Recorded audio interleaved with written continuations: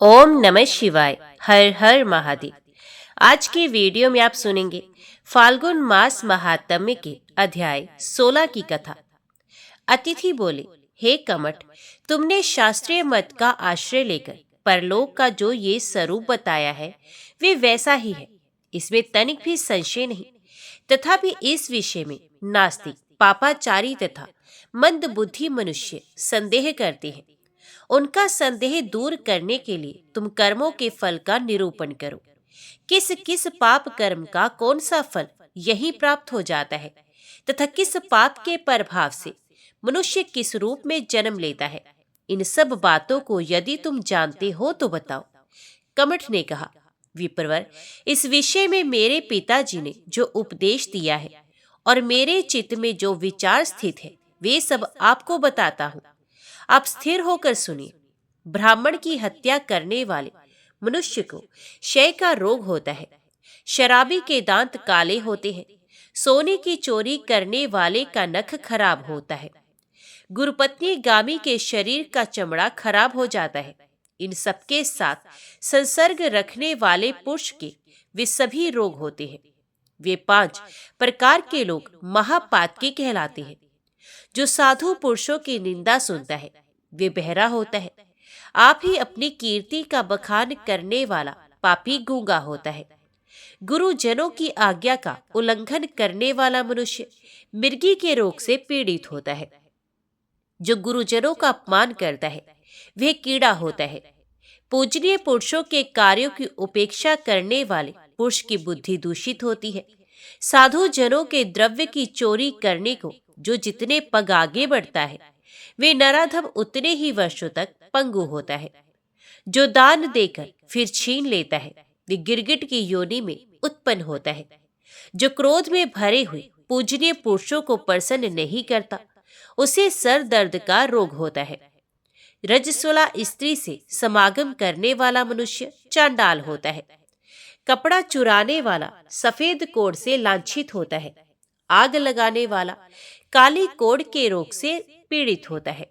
चांदी चुराने वाला मेढक तथा झूठी गवाही देने वाला मुख का रोगी होता है। पराई स्त्रियों को काम भाव से देखने वाला नेत्र रोग से कष्ट पाता है। कुछ देने की प्रतिज्ञा करके जो नहीं देता है वह अल्प आयु होता है। ब्राह्मण की वृत्ति का अपहरण करने वाला सदा अजीर्ण रोग का रोगी और अधम होता है।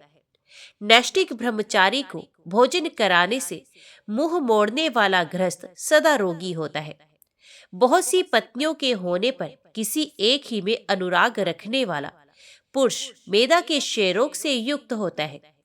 स्वामी ने जिसे किसी धर्म के कार्य में लगा दिया हो वह यदि अन्यायपूर्वक आचरण करता है अथवा मालिक के धन को स्वयं ही खा जाता है तो उसे जलोदर रोग होता है। जो बलवान होकर भी किसी के द्वारा सताए जाते हुए दुर्बल की उपेक्षा करता है, उसे बचाने की चेष्टा नहीं करता, वह अंगहीन होता है। अन्न चुराने वाला भूख से पीड़ित रहता है। व्यवहार में पक्षपात करने वाला मनुष्य जीवा के रोग से युक्त होता है। जो धर्म के कार्य में लगे हुए मनुष्य को उससे मना कर देता है वे पत्नी वियोगी होता है। जो अपनी ही बनाई हुई रसोई में सबसे पहले स्वयं भोजन करता है उसके गले में रोग होता है। पंच यज्ञों का अनुष्ठान किए बिना ही भोजन करने वाला मनुष्य गांव का सुअर होता है। पर्वों के दिन मैथुन करने वाले को परमेह का रोग होता है। अर्थ संकट में पड़े हुए मित्र, बंधु, स्वामी तथा प्रिय सेवकों का परित्याग करके उनकी ओर से मन को हटा लेने वाला निर्दयी मनुष्य सदा जीविका के लिए कष्ट पाता रहता है। जो माता पिता, गुरु और स्वामी की छल से सेवा करता है वे बड़े कष्ट से धन पाकर भी उससे वंचित हो जाता है। जो विश्वास करने वाले पुरुष के धन को हड़प लेता है वे सदा दुखों का भागी होता है। जो धार्मिक पुरुष के प्रति शुद्धतापूर्ण बर्ताव करता है वह बोना होता है। जो दुबले बैल को हल या गाड़ी में जोतता है उसकी कमर में मकड़ी का रोग होता है। गाय की हत्या करने वाला जन्म से ही अंधा होता है। गौ को दुख देने वाला मनुष्य पशु से रहित होता है। जो मारने आदि के द्वारा गौ के प्रति निर्दयता का परिचय देता है, वे मार्ग में कष्ट भोगता है। सभा में पक्षपात करने वाले को गलगंड का रोग होता है। सदा क्रोध करने वाला चांडाल होता है। चुगली खाने वाले मनुष्य के मुंह से सदा दुर्गंध आती है। बकरी बेचने वाला मनुष्य बहेलिया होता है। कुंड का अन्न भोजन करने वाला मनुष्य सेवक होता है। नास्तिक पुरुष तेली होता है। श्रद्धाहीन मनुष्य मुर्दा के समान बना रहता है। अभक्ष्य भक्षण करने वाले मनुष्य को गंडमाला का रोग होता है। सबको दुख देने वाला मनुष्य सदा शोक में डूबा रहता है। अन्याय से ज्ञान ग्रहण करने वाला मनुष्य मूर्ख होता है। शास्त्र चुराने वाला राक्षस होता है। जो पवित्र कथा से द्वेष करता है ये कीट मुख होता है। नरक से लौटे हुए पुरुष की बुद्धि अत्यंत खोटी होती है। तालाब और बगीचे को नष्ट करने वाला पुरुष बिना हाथ का होता है। व्यवहार में शल का सहारा लेने वाला मनुष्य अपने सेवकों से मारा जाता है। पराई स्त्री से रति करने वाला पुरुष सदा प्रमेह रोग से पीड़ित रहता है। खोटा वैद्य वात का रोगी होता है। गुरु पत्नी गामी मनुष्य कोढ़ी होता है। पशुओं से मैथुन करने वाला भी प्रमेही होता है। अपने गोत्र की स्त्री से मैथुन करने वाला संतानहीन होता है। माता बहन और पतोहू से संभोग करने वाला मनुष्य नपुंसक होता है। कृत घन मनुष्य को समस्त कार्यों में असफलता प्राप्त होती है। हे ब्राह्मण, इस प्रकार मैंने आपसे पापियों का लक्षण संक्षेप में बताया। संपूर्ण लक्षणों का वर्णन करने में तो चित्रगुप्त भी मोहित हो सकते हैं। ये नरकों से भ्रष्ट हुए पाप आत्मा सहस्रों योनियों की यातनाएं भोगकर अंत में उपयुक्त चिन्हों से युक्त मनुष्य के रूप में उत्पन्न होते हैं। जो धर्म को नहीं मानते हैं तथा जो दुर्व्यसनियों से पराजित है, उन शेष पापियों को अनुमान से ही जानना चाहिए। जिनका पाप नष्ट हो गया है अथवा जो स्वर्ग से लौटे हैं, वे समस्त दुर्व्यसनों से मुक्त होकर एकमात्र धर्म का आश्रय लेते हैं। इस विषय में ये श्लोक स्मरणीय है। धर्म और दान से सुख प्राप्त होता है और अधर्म से दुख की उत्पत्ति होती है। अथ सुख के लिए धर्म का आचरण करे और पाप को सर्वथा त्याग दे। इस लोक और परलोक दोनों लोकों में जो सुख है उसकी प्राप्ति धर्म से ही बताई जाती है।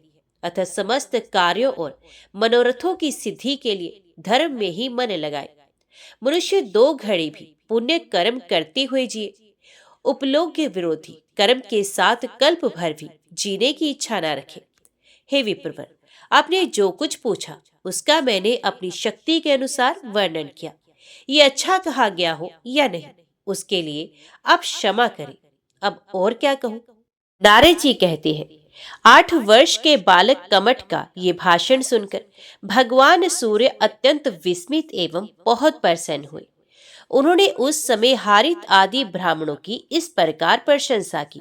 अहो, ऐसे उत्तम ब्राह्मणों से ये पृथ्वी धन्य है। भगवान प्रजापति भी धन्य है, जिनकी मर्यादा का इन श्रेष्ठ ब्राह्मणों द्वारा पालन हो रहा है। इस समय इन श्रेष्ठ ब्राह्मणों से चारों वेद भी धन्य हो गए हैं। जिन ब्राह्मणों में से एक बालक की बुद्धि इतनी तीव्र और स्पष्ट है, उन हारित आदि ब्राह्मणों की बुद्धि कैसी होगी? निश्चय ही त्रिलोकी में ऐसी कोई बात नहीं है जो इन ब्राह्मणों को विदित ना हो। नारद ने इनके विषय में जितना कहा है उससे भी ये बहुत बढ़कर है। इस प्रकार और विप्रों की प्रशंसा करके हर्ष में भरे हुए सूर्य देव ने कहा, श्रेष्ठ ब्राह्मणों, मैं सूर्य हूँ। आपका दर्शन करने के लिए सूर्यलोक से यहाँ आया हूँ। आज मेरे नेत्र सफल हो गए। आप जैसे उत्तम ब्राह्मणों के साथ वार्तालाप करने और बैठने से चांडाल भी पवित्र होते हैं। देवऋषि नारद भी सर्वथा धन्य है, जो त्रिलोकी के तत्व को जानते हैं, जिनका श्रेय आपके द्वारा उसी प्रकार बढ़ रहा है जैसे वेदत्रिक योग में किए हुए दान का पुण्य बढ़ता है।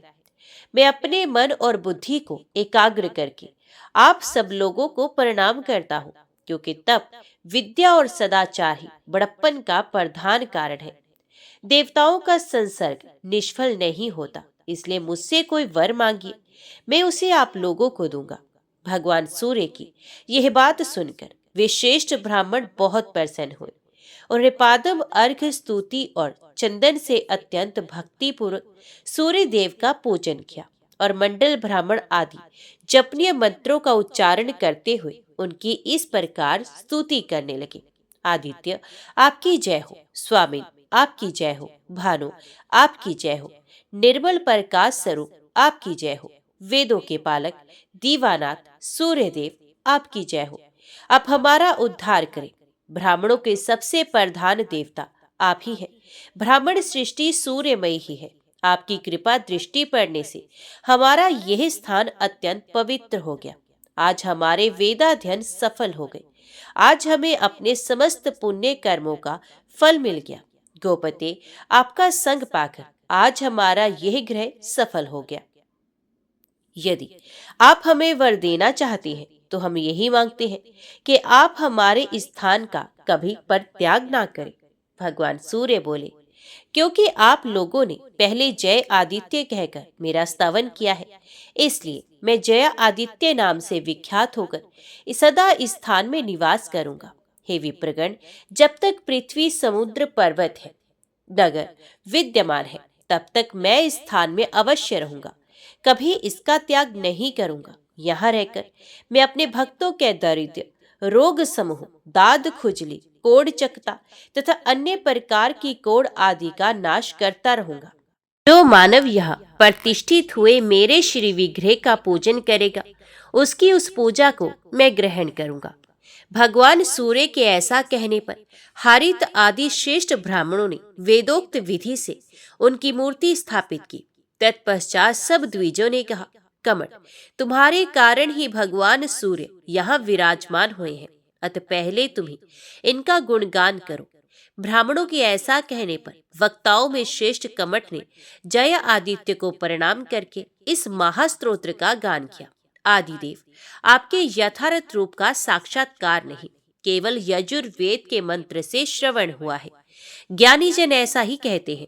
परा, पश्यंती, मध्यमा और वैखरी, यह 4 प्रकार की वाणी सदा आपसे दूर ही दूर रहती है, आप तक पहुंच नहीं पाती। तथापि मैं इतना धृष्ट हूँ कि स्वार्थ की कामना लेकर आपका स्तवन करता हूँ। प्रभु, मेरे इस अपराध को क्षमा करें। देव, मार्तंड, सूर्य, अंशु, रवि, इंद्र, भानु, भग, अर्यमा, स्वर्णरेता, दिवाकर, मित्र तथा विष्णु, इन 12 नामों से आप विख्यात हैं। आपको नमस्कार है। त्रिलोकी आपका ग्रह गर्भगृह है। संपूर्ण आकाश जलाधार है। नक्षत्र समूह पुष्पमाला है तथा आप आकाश में स्थापित ज्योतिर्मय लिंग है। आपको नमस्कार है। आप देवताओं के देवता, अनाथों के नाथ, पालनीय जनों के पालक तथा दीनों पर दया करने वाले हैं। नेत्रों के भी नेत्र, मनुष्यों की भी बुद्धि, बुद्धि से परे तथा जीव के भी जीवन है। आपकी जय हो। आप दरिद्रता की दरिद्रता, निधि की निधि, रोग के रोग पृथ्वी में प्रसिद्ध है। अपरमय जय आदित्य, आपकी दीर्घ काल तक जय हो।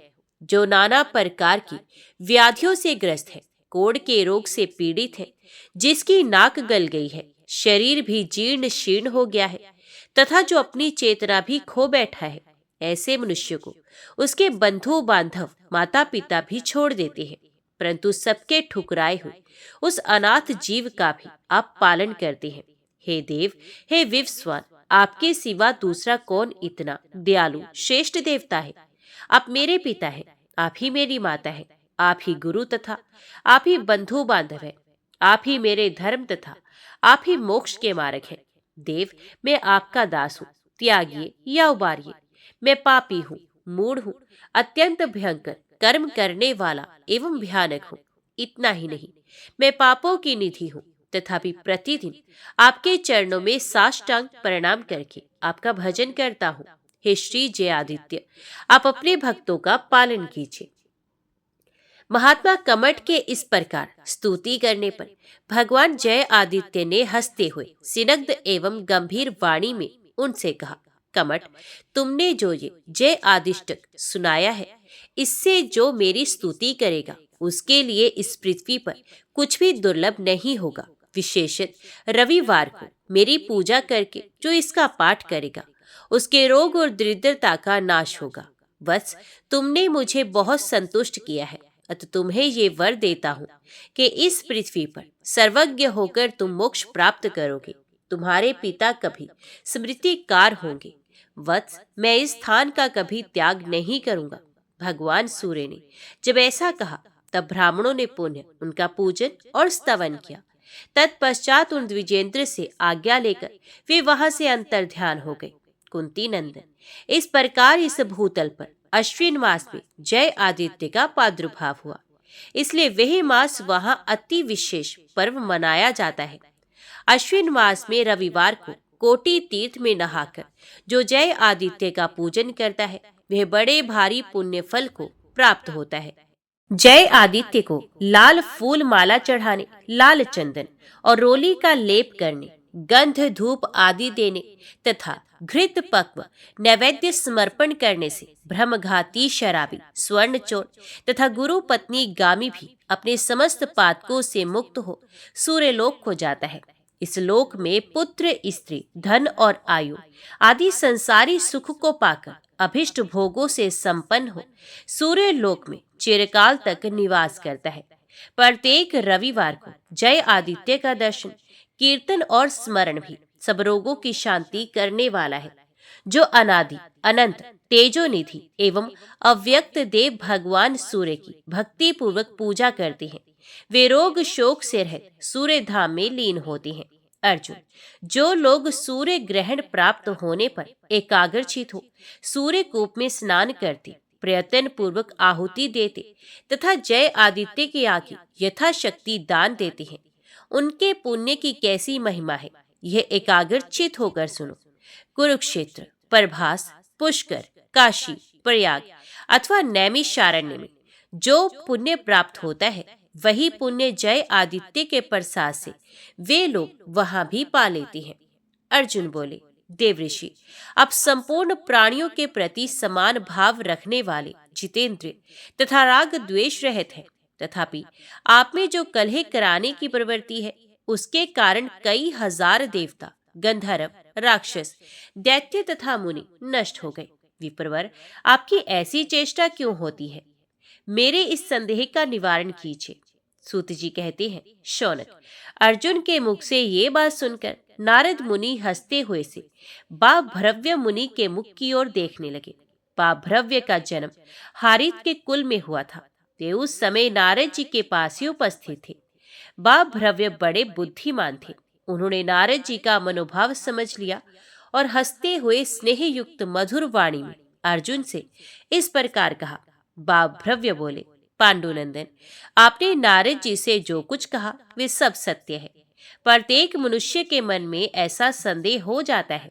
इस विषय में भगवान श्री कृष्ण के मुख से जो बात सुनी है वही मैं आपको बताता हूँ। आज से कुछ काल पहले की बात है। संपूर्ण यादवों को आनंदित करने वाले भगवान श्री कृष्ण महिसागर संगम की यात्रा में इधर आए थे। उनके साथ उग्रसेन, वसुदेव तथा बभ्रु, प्रद्युम्न आदि भी थे। भगवान ने कुटुंबी जनों के साथ महिसागर संगम में स्नान करके पोह दान किए।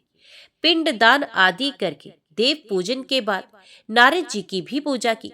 तदंतर यादवों की सभा में महाराज उग्रसेन इस प्रकार बोले, जगदीश्वर श्री कृष्ण, मैं एक संदेह पूछता हूँ, आप उसका समाधान करें। ये जो महाबुद्धिमान नारद जी हैं, समस्त संसार में इनकी ख्याति है। मैं जानना चाहता हूँ ये अत्यंत चपल क्यों है? क्यों वायु की भांति समस्त जगत में चक्कर लगाया करते हैं?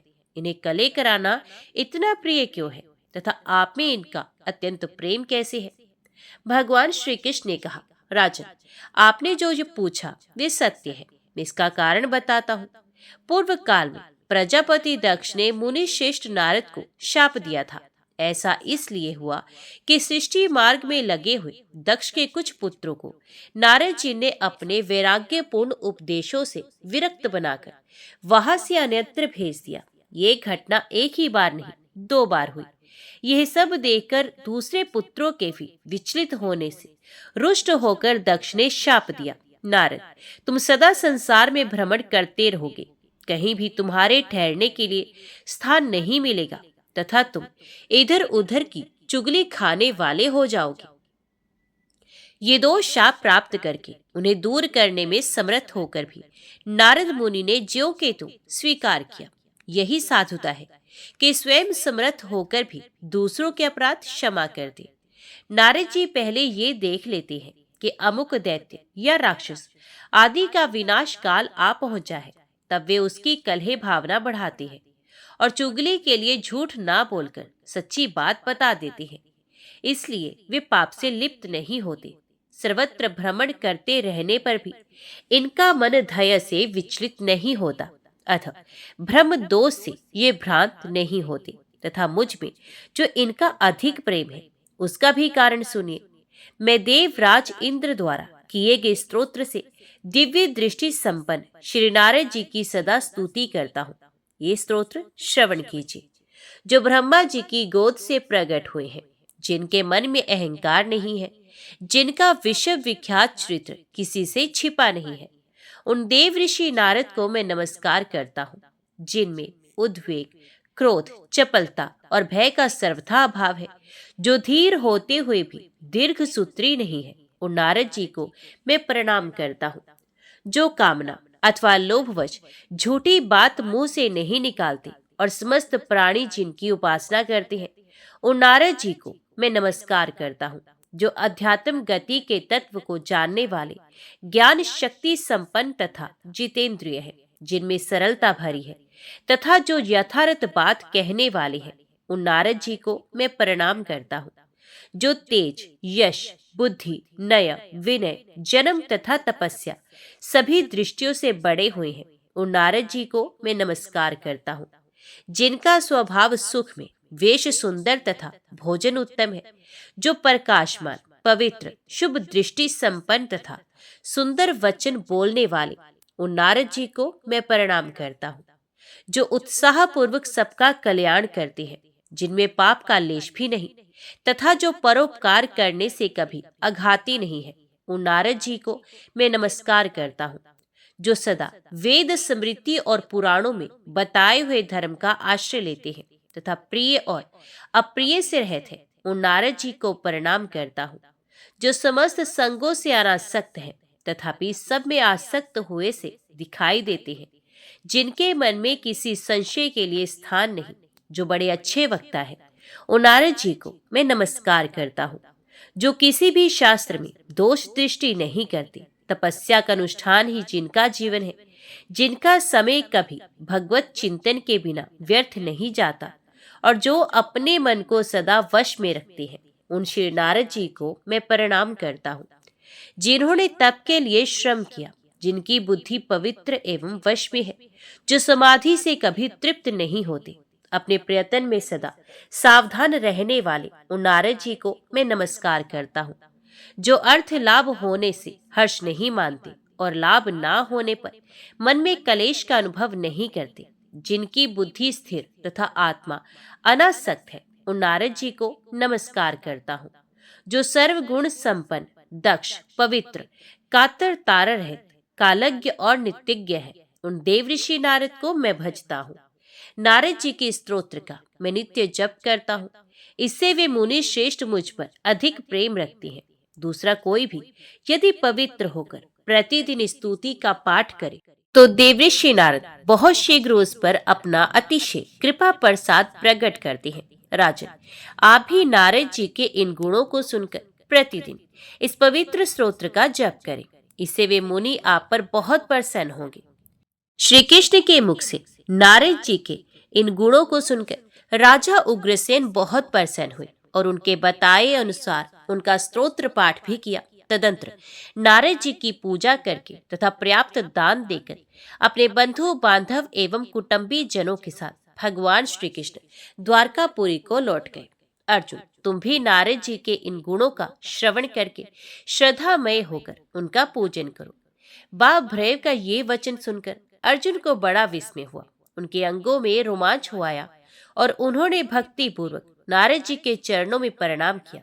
तत्पश्चात इस प्रकार कहा, मुने, आपके मुख से इस गुप्त क्षेत्र का महात्म्य सुनकर मुझे तृप्ति नहीं होती, अतः पुण्य उसका वर्णन कीजिए। नारद जी ने कहा, अर्जुन, पूर्व काल में महायोगी अक्षपाद गौतम मुनि हो गए हैं। जो गोदावरी गंगा को यहाँ लाए थे और अहिल्या के पति थे। वे बड़े शक्तिशाली थे।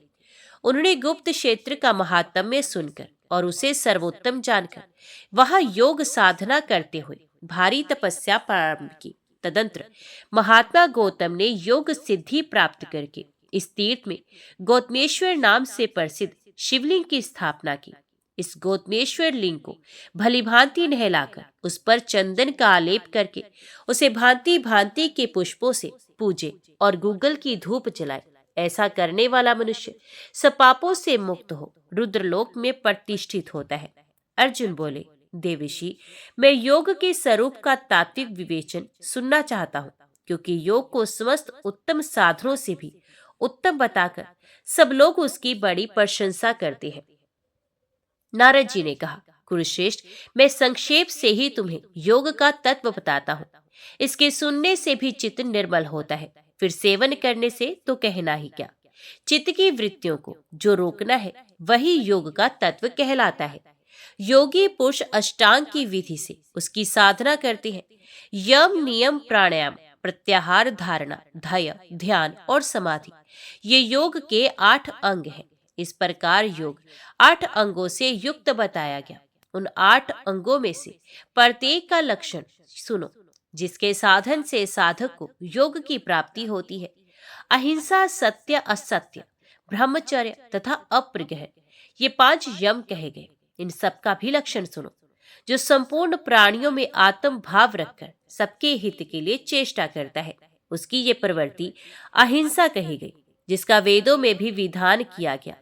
जो स्वयं देखा गया, सुना गया हो, अनुमान किया गया हो अथवा अपने अनुभव में लाया गया हो, उसे दूसरों को पीड़ा ना देते हुए यथार्थ रूप से वाणी द्वारा प्रकट करना सत्य कहलाता है। अपने ऊपर आपत्ति पड़ने पर भी मन, वाणी और क्रिया द्वारा किसी प्रकार भी दूसरों का धन ना लेना असत्य कहा गया। मन, वाणी, शरीर और क्रिया द्वारा मैथुन से सर्वथा दूर रहना, ये सन्यासियों का ब्रह्मचर्य है।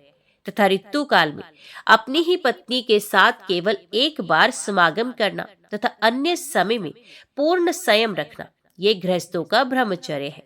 मन, वाणी, शरीर और क्रिया द्वारा सब वस्तुओं का त्याग कर देना, ये सन्यासियों का अप्रिग्रह है। तथा सब वस्तुओं का संग्रह रखते हुए भी केवल मन से उनका त्याग करना, उनके प्रति ममता और आसक्ति का ना होना, ये गृहस्थों का अपरिग्रह माना गया है। ये 5 यम बताए गए। अब 5 नियमों का श्रवण करो। शौच, संतोष, तप, जप और गुरु भक्ति, ये 5 नियम हैं। अब इनका भी पृथक पृथक लक्षण श्रवण करो। शौच 2 प्रकार का, बाहरी और अभ्यंतर। मिट्टी और जल से जो शरीर की शुद्धि की जाती है, वे बाहरी शौच कहलाता है, और मन की शुद्धि को आंतरिक शौच कहते हैं। न्याय से प्राप्त हुई जीविका या भिक्षा अथवा वार्ता के द्वारा जो कुछ प्राप्त हो, उसी से सदा संतुष्ट रहना संतोष है। अपने आहार को घटाते हुए साधक पुरुष जो चंद्रायण आदि विहित तप का अनुष्ठान करता है, उसका नाम तप है। वेदों के स्वाध्याय तथा प्रणव के अभ्यास आदि को जप कहा गया। भगवान शिव ही ज्ञान स्वरूप गुरु हैं। उनमें जो भक्ति की जाती है, वही गुरु भक्ति मानी गई है। इस प्रकार नियमों और यमों का भली भांति साधन करके विद्वान पुरुष प्राणायाम के लिए सन्नद्ध होवे, अन्यथा वह योग की सिद्धि नहीं कर सकता। क्योंकि जिसका शरीर बाहर और भीतर से शुद्ध नहीं हुआ है, उसमें वायु का महान प्रकोप हो जाता है, और वायु के प्रकोप से शरीर में कोढ़ हो जाती है। इतना ही नहीं, वे जड़ता आदि का भी उपभोग करता है। इसलिए बुद्धिमान पुरुष शरीर को शुद्ध करके ही दूसरे साधन के लिए प्रयोग करे। पांडुनंदन, अब मैं प्राणायाम का लक्षण बताता हूँ, उसे सुनो। प्राण और अपान वायु का निरोध प्राणायाम कहलाता है। विद्वान पुरुषों ने उसे 3 प्रकार का बताया, लघु, मध्यम और उत्तम। लघु प्राणायाम 12 मात्रा का होता है। आंख को बंद करने और खोलने में जितना समय लगता है, वह 1 मात्रा है। लघु से दूना अर्थात 24 मात्रा वाला मध्यम प्राणायाम बताया गया। त्रिगुण अर्थात 36 मात्रा का उत्तम प्राणायाम माना गया। प्रथम अर्थात लघु प्राणायाम से सवेग पसीने को जीते, मध्यम से कंप को तथा तृतीय प्राणायाम से विषाद को जीते। इस प्रकार इन तीनों दोषों पर विजय प्राप्त करें।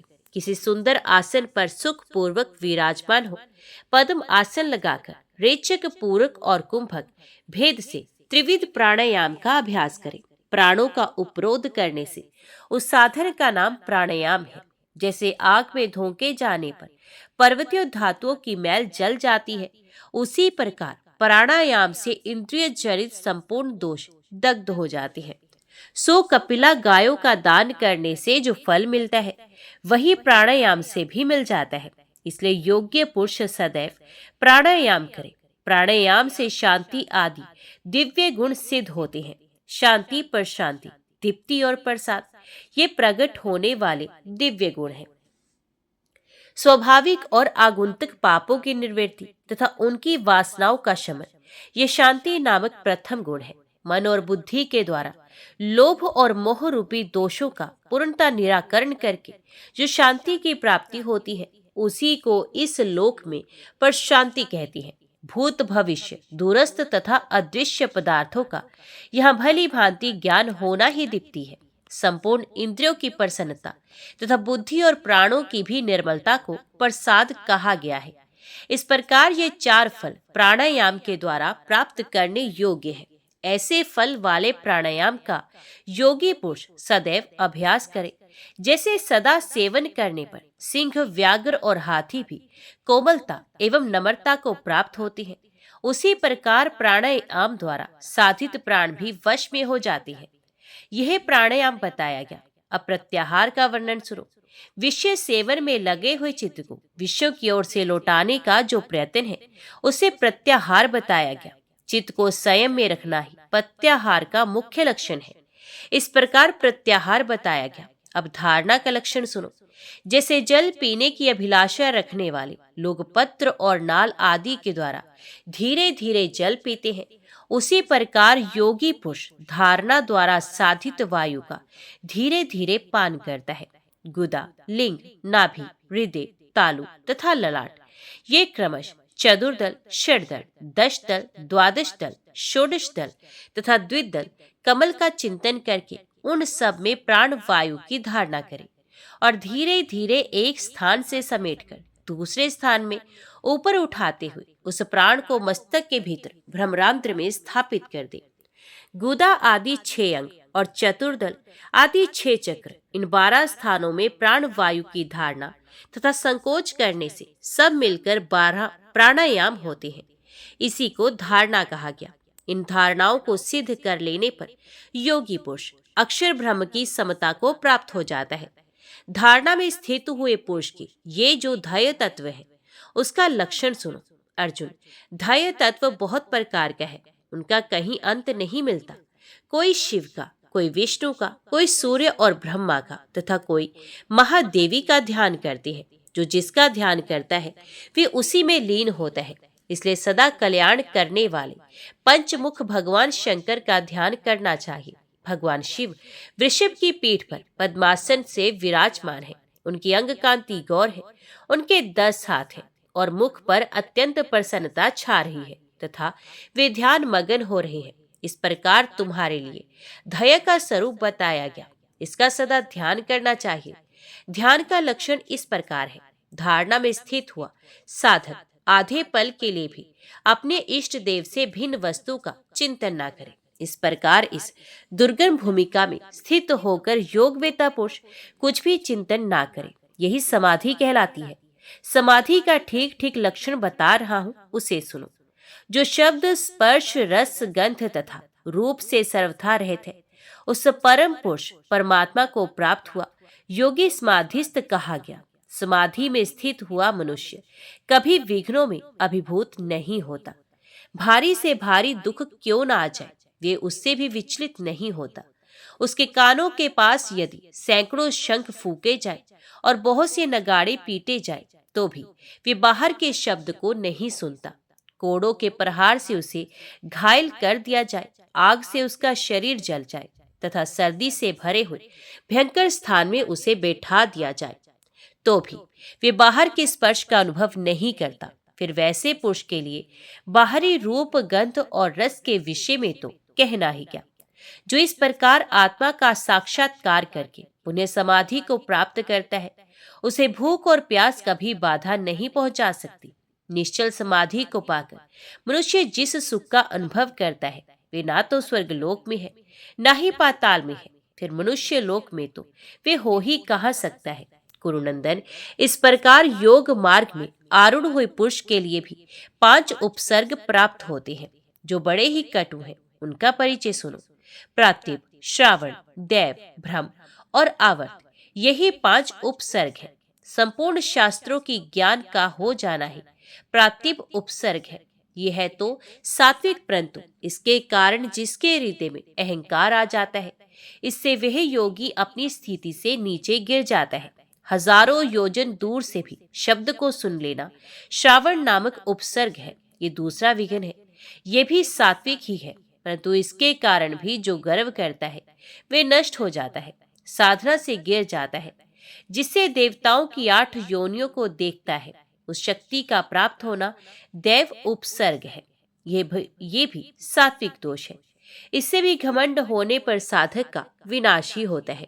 जैसे जल के भंवर में डूबा हुआ मनुष्य व्याकुल होता है, उसी प्रकार सहसा प्रकट हुए विविध विज्ञान के आवर्त में जो चित्त की व्याकुलता होती है, उसका नाम आवर्त है। ये राजस दोष है, जो बड़ा भयंकर है। जब योगी का मन अनेक प्रकार के दोषों से आक्रांत हो, समस्त आधारों से भ्रष्ट होने के कारण अवलंब शून्य होकर भटकने लगता है, तब उसे ब्रह्म नामक दोष बताया जाता है। ये तामस दोष है। इन अत्यंत घोर उपद्रवों से योग का नाश हो जाने के कारण संपूर्ण देव योनियां बार बार आवर्तन करती है। इसलिए योगी मनों में श्वेत कंबल का आवरण डालकर पर ब्रह्म परमात्मा में चित्त को स्थिर करके निरंतर उन्हीं का चिंतन करे। सिद्धि की इच्छा रखने वाले योगी को सदा सात्विक आहार का सेवन करना चाहिए। राजस और तामस आहारों से योगी को कभी सिद्धि प्राप्त नहीं हो सकती। स्वधर्म पालन में लगे हुए श्रद्धालु, जितेंद्रिय, श्रोत्रेंद्रिय महात्माओं के यहाँ योगी की भिक्षा मांगनी चाहिए। भिक्षा में मिले हुए यवान, मट्ठा, दूध, जौ की लपसी, पका हुआ फल मूल अथवा कनक, तिल की खली या सत्तू, ये सब पवित्र आहार है जो योगियों को सिद्धि प्रदान करने वाले हैं। योग का साधक विभिन्न लक्षणों से अपनी मृत्यु का समय जानकर काल को वंचित करने के लिए एकाग्रचित हो योग तत्पर हो जाए। अर्जुन, यह योग का रहस्य मैंने तुमसे बतलाया है। गौतम ने ऐसे ही योग को प्राप्त किया और उन्होंने ही इस गौतमेश्वर लिंग को स्थापित किया है, जो कि दर्शन करने वाले मनुष्य के समस्त कली कलुष का विनाश करने वाला है।